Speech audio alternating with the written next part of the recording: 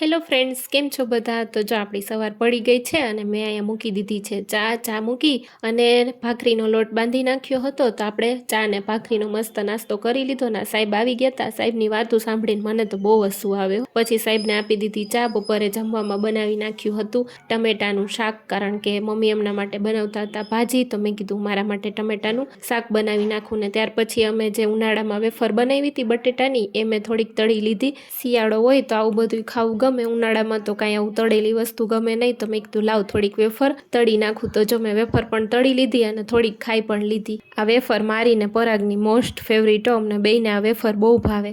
અને મમ્મી ભાજી બનાવવાના હતા તો એને સરસ જો ધોઈને કટ કરી લીધી છે. ત્યાર પછી મમ્મીએ બનાવી નાખ્યો એમના માટે બાજરાનો રોટલો ને જમી કરીને સાંજ પડી ગઈ. તો જો સાહેબને ખાવતું જીંજરાનું શાક, તો આયા મેં કીધું હું જીંજરા ફોલવા બેસી જાઉં. પછી એમના માટે શાક પણ બનાવી નાખ્યું. વિડીયો ગમ્યો હોય તો લાઈક, શેર ને સબસ્ક્રાઈબ.